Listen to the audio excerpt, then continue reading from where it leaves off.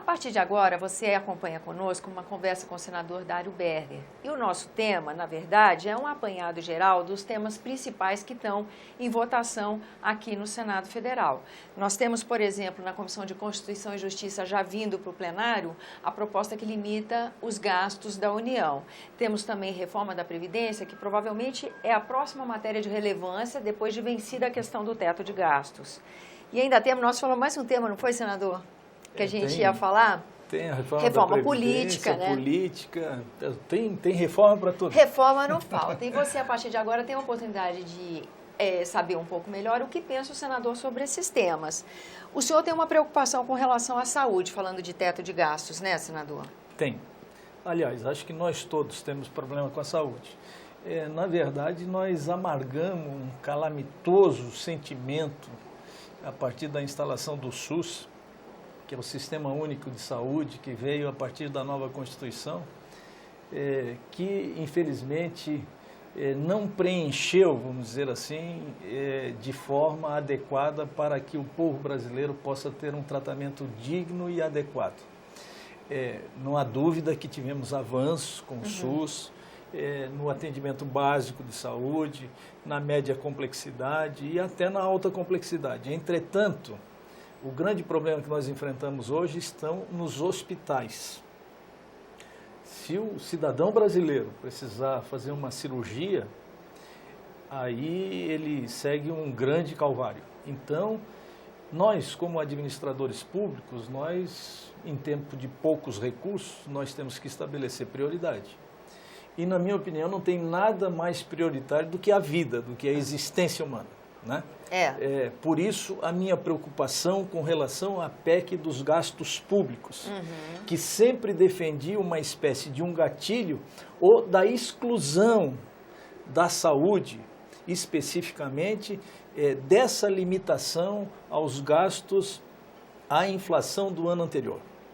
Entretanto, essa é uma discussão mais ampla, porque administrar e estabelecer prioridade. Como o teto no conjunto de todas as ações orçamentárias do governo, estabelece a prioridade e destina mais recursos onde efetivamente precisa.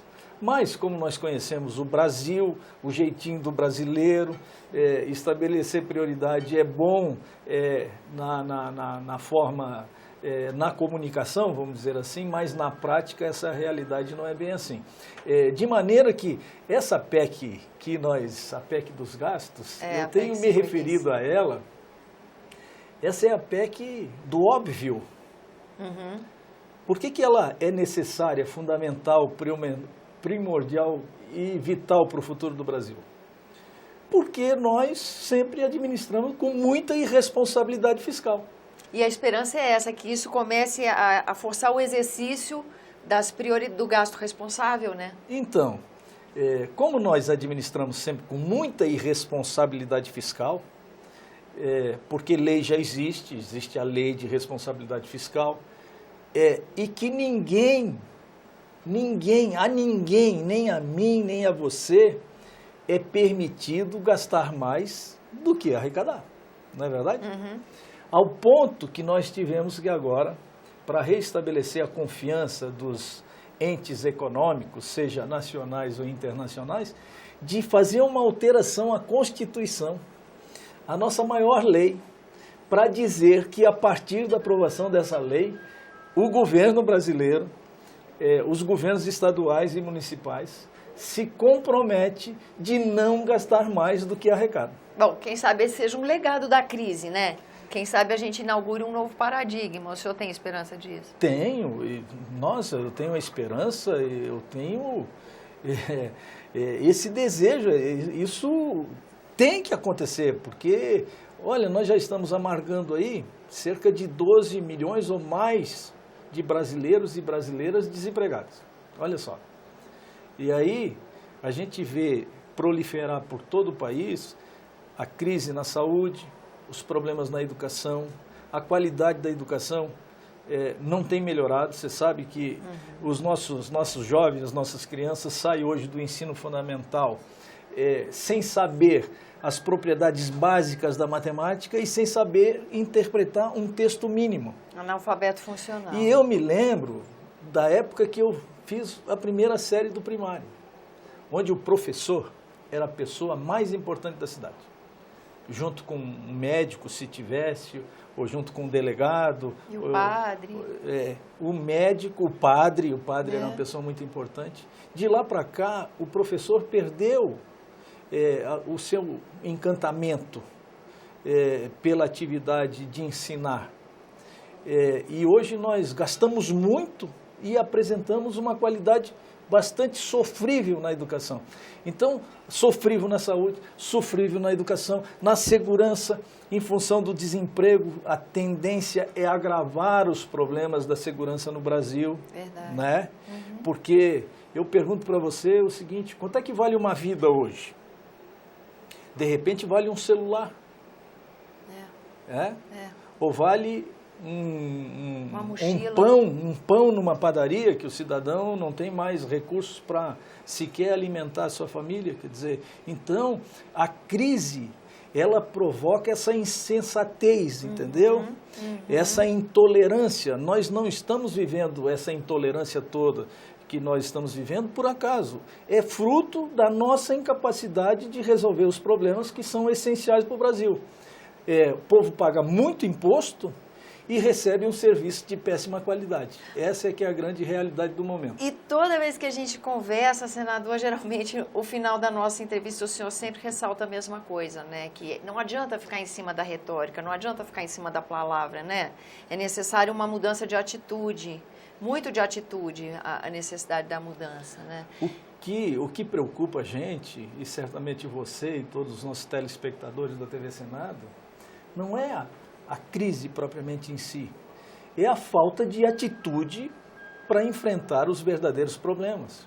Dialogar com a comunidade, com a sociedade brasileira, expor a situação atual e quais são as medidas emergenciais que nós precisamos tomar para sair desse triste cenário que nós estamos vivendo. Bom, quem anda aí nessa direção é a própria reforma da Previdência, né? Porque a gente ouve por parte do governo, a gente ouve por parte da equipe do presidente Temer, uma pontuação de que o próprio presidente Temer já falou sobre isso, né? Que o sistema está ameaçado, né?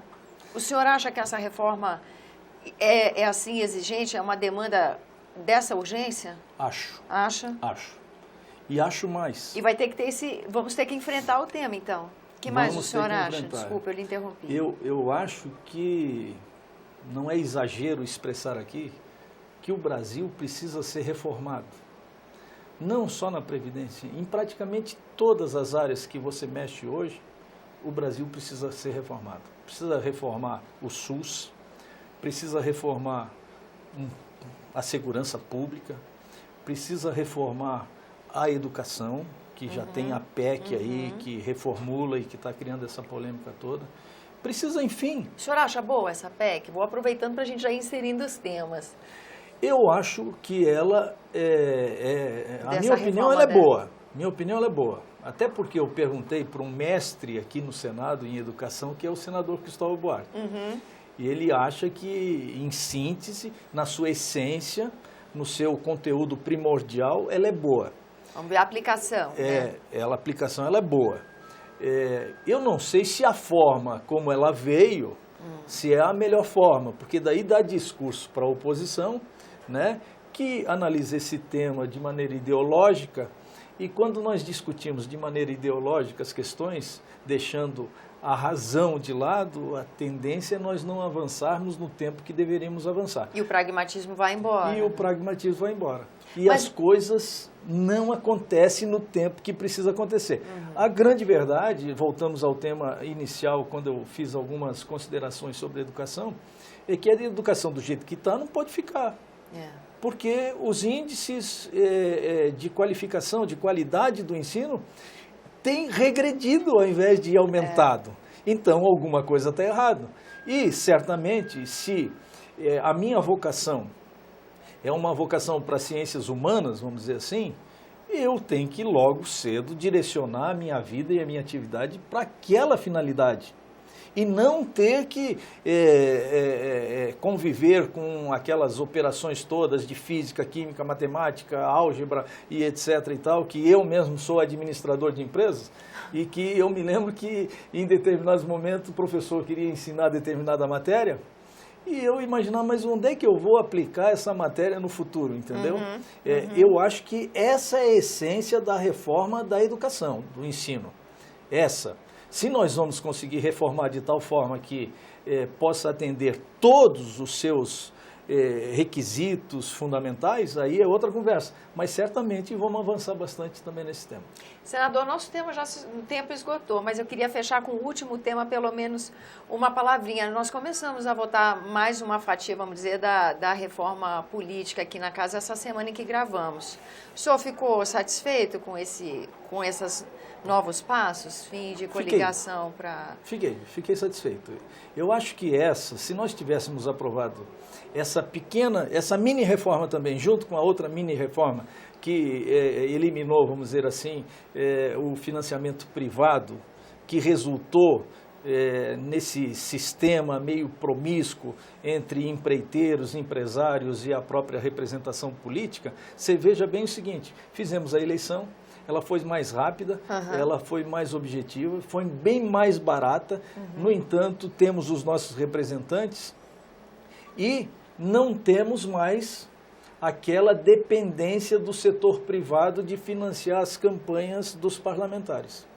Isso dá uma autonomia e uma segurança e uma tranquilidade muito grande para o representante da sociedade, entendeu? Com certeza. Porque se isso, da forma como aconteceu nas últimas eleições, elimina qualquer dúvida de envolvimento entre setor público e setor privado. Eu acho que esse ponto foi o ponto mais fundamental dos últimos tempos. Aliado a isso, agora essa pequena mini-reforma aqui, ela, agora sim, quem quiser ter representatividade no Congresso Nacional, nas Assembleias Legislativas ou nas câmaras de vereadores, tem que fazer partido. Porque os partidos de aluguéis, normalmente, o que eles fazem? Eles vendem o tempo de televisão, e além de vender o tempo de televisão, eles indicam um candidato do partido para fazer uma coligação com um partido maior. Então, sem nenhum esforço, eles montam toda aquela força partidária para eleger apenas um parlamentar. E esse parlamentar se elege. Agora, para eleger um parlamentar, esses partidos vão ter que ter uma representação mínima. Vão ter que atuar em bloco durante toda a legislatura. Tem uma cláusula de barreiras, né? E isso resgata, na minha opinião, assim, a credibilidade do partido político. E com isso a autoestima do parlamentar e amplia uma relação muito mais cordial, vamos dizer assim, e até festiva da comunidade com o seu representante.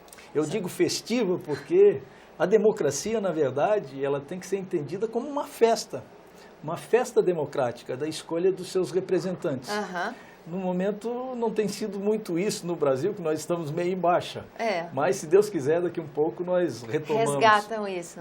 Isso aí. Senador, infelizmente nosso tempo é estourado, então eu me despeço e agradeço a sua presença aqui no nosso programa. Muito obrigado. Agradeço também a você que nos acompanha, lembrando que esse é o programa Argumento e você é o nosso convidado a fazer sugestões e críticas ao trabalho da TV Senado pelo 0800 61 2211, que é uma ligação gratuita.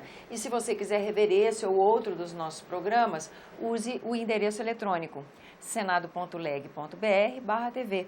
Até a próxima.